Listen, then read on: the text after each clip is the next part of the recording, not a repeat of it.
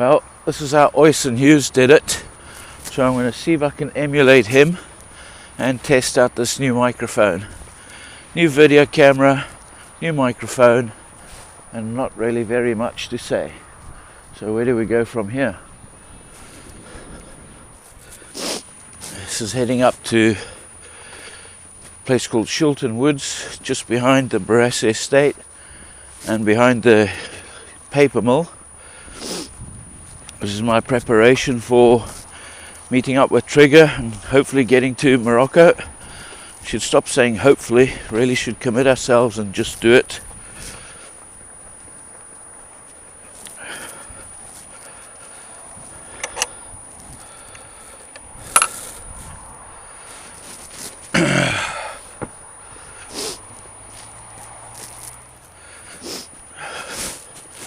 Someone's been doing some repair work here.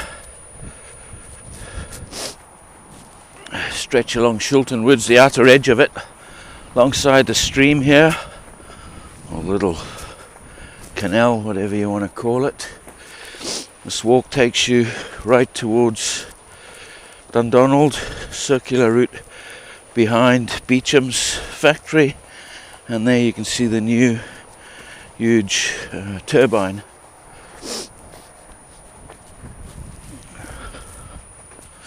This particular path now continues for about 400 meters from the entrance back there. And then up here we'll come to a junction, which I'll show you in a minute. Then we'll head over towards Contemplation Chair, and hopefully there's no one there, and I'll be to myself.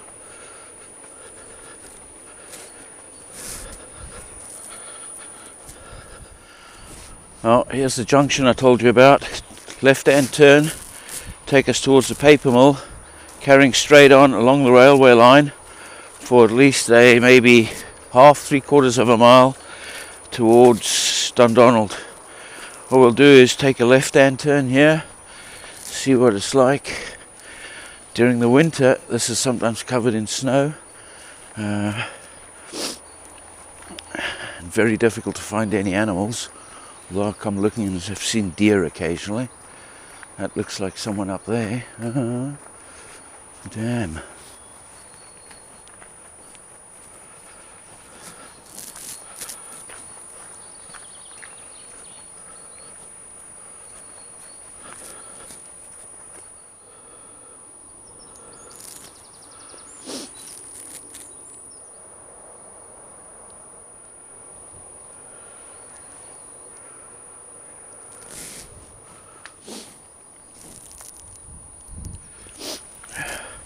Well, this is Contemplation Chair.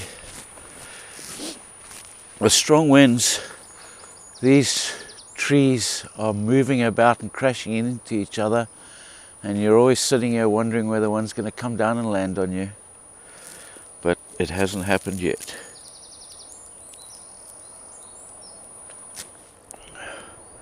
This is the view from Contemplation Chair. In the summer, these bushes and the growth, or the vegetation, is very high. Any animals are well hidden. There's usually deer roaming about by those trees, but they're hard to see.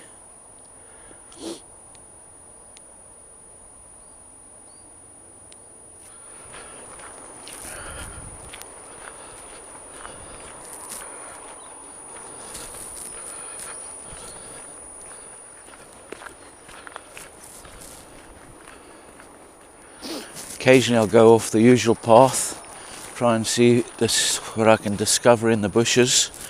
There is one time I've walked in on one of these many paths heading in here, and you know someone's been before you just because of the tracks. And then I'm not sure if this is the correct path, but there was a time there's a wooden shed somewhere down in the far end of the bushes.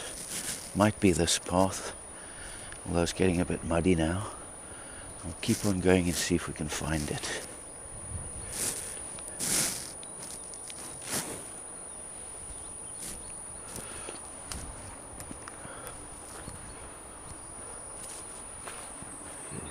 Bicycle track, someone's been here already. It is getting a bit muddy now, but we'll keep going. Don't want to get too dirty though. Oh. Then you think there might be a quicksand or a bog that you fall into and you can't get out. No one hears your cries for help. There's one there. So be careful. Oh, someone's been here. Someone's been here already. See if this is the path.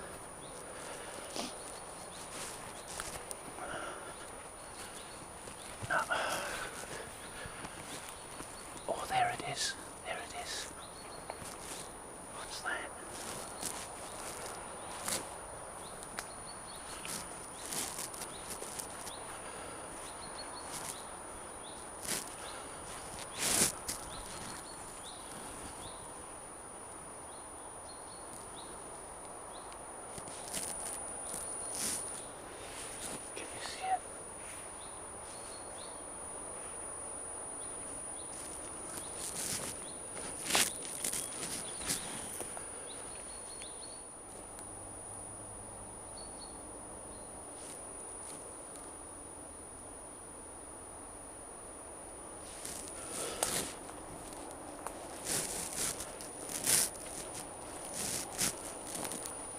Someone in there, so I'm getting out fast.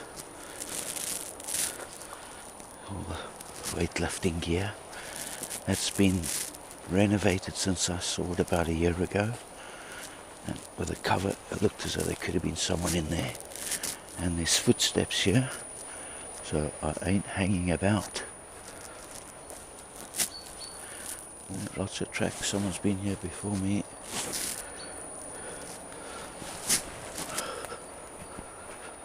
Oh, come on, don't want to get too dirty or hurt my clothes, damage my clothes.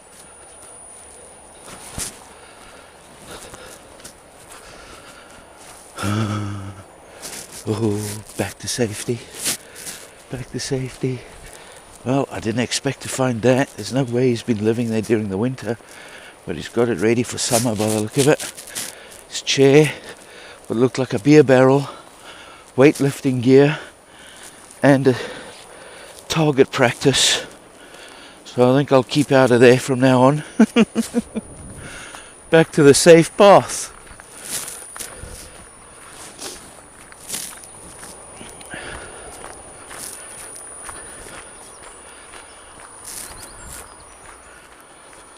Back on the old path now. As you can see, as we head into spring, vegetation is starting to come back again. This tree you can see right in the front, which is just a small broken section now, it used to be at least 20 meters tall, and a hawk would always be resting on it when I walked along here.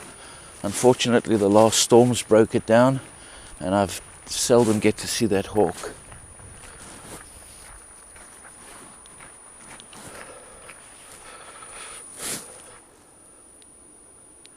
Just through the trees you should be able to see the windmill. Can you see it yet?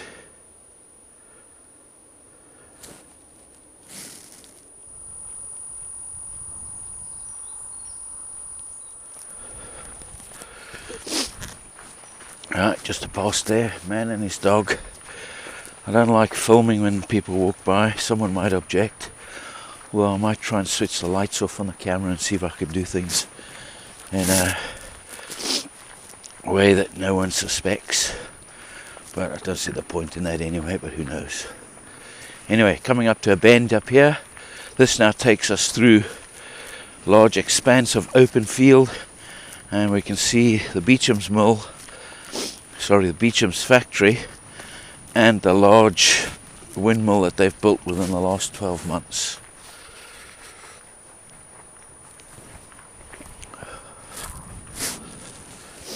Here we are, large expanse of open ground.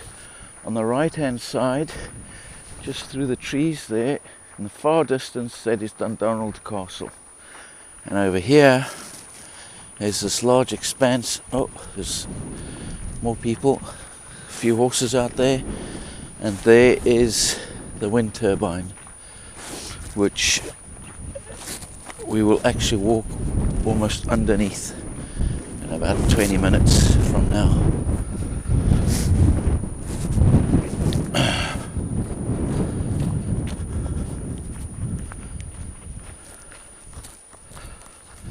Out in the distance there is the back of the paper mill.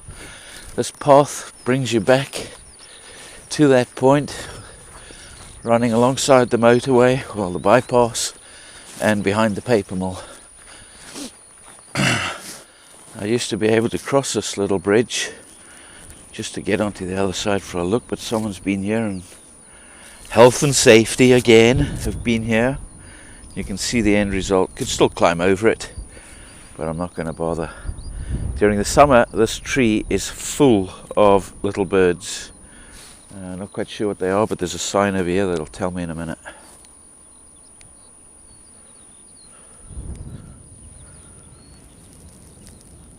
There we go. Little redwings, Turdus iliacus. That seems to be the name. And would you believe it, you can get adders in here as well. Snakes in the grass. Keep away.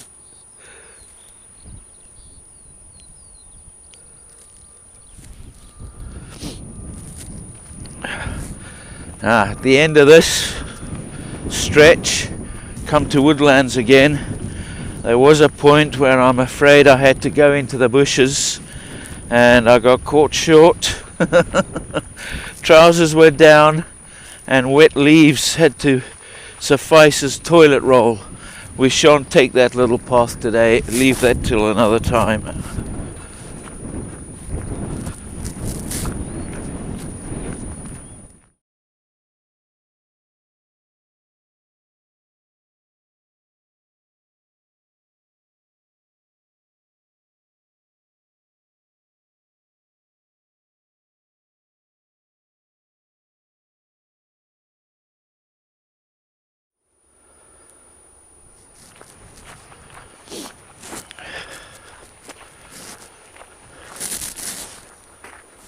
I made a slight technical change to the point of view of the camera.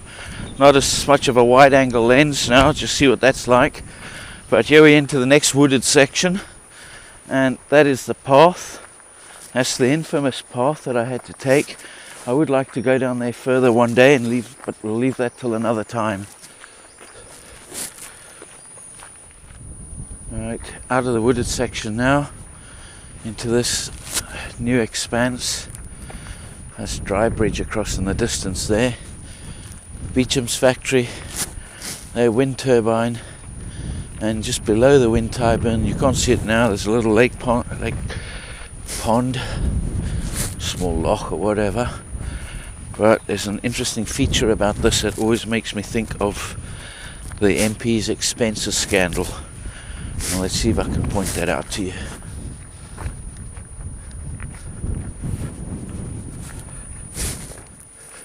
Getting closer, you won't be able to hear it just yet, but you'll hear the whirring sound of the rotor blades as we get closer. See if we can pick it up with this microphone. Someone up ahead. Here we come to the pond. There's usually two swans in here, but they don't appear to be here today.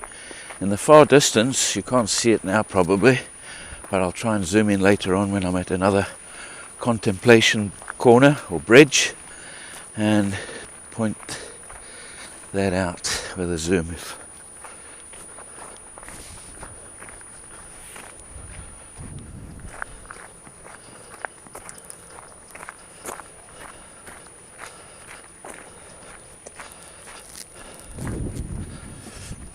There we go. Not sure the purpose of this because it doesn't give you much access, but this is where I come and sit sometimes.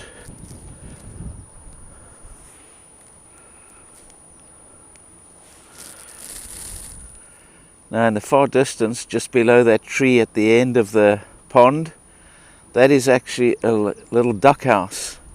And in the summer, well last year when I first discovered that place, It's tied on a string, and it would come, and the wind would blow it out. It's stuck at the moment, but it would be further out into the lake. And this always reminded me of that MP who spent expenses money on his duck house for his pond. Oh, here's a duck here, right here, straight there. We can see one, hopefully. But anyway, I should give this a name.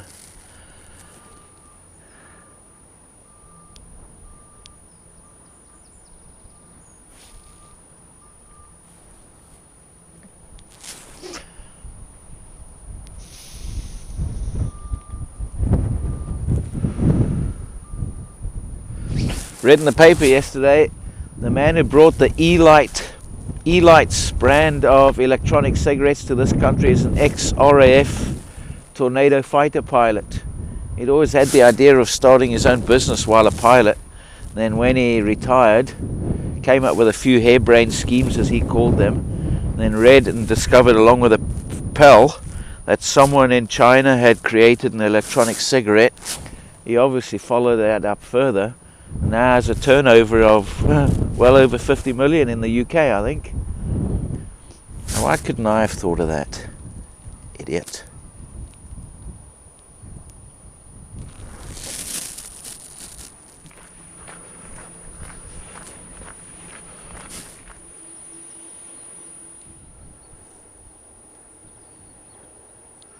Well, we've now moved beyond Beecham's factory onto a fairly flat section. Well, it's all flat really, but a fairly open path. There's this pipe here. I don't actually know what it carries, although we are heading towards a sewage plant on the right hand side. And in front, you can see behind the trees, that small little forest there, is the paper mill.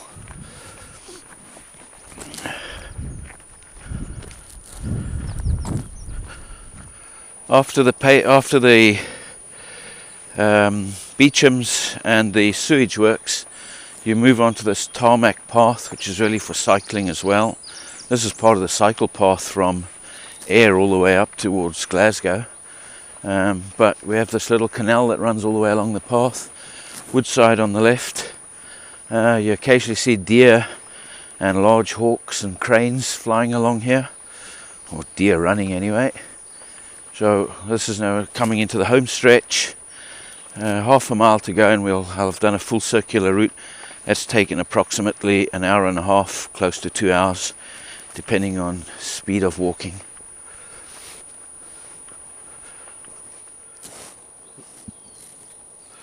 As you can see here, all the trees fallen down.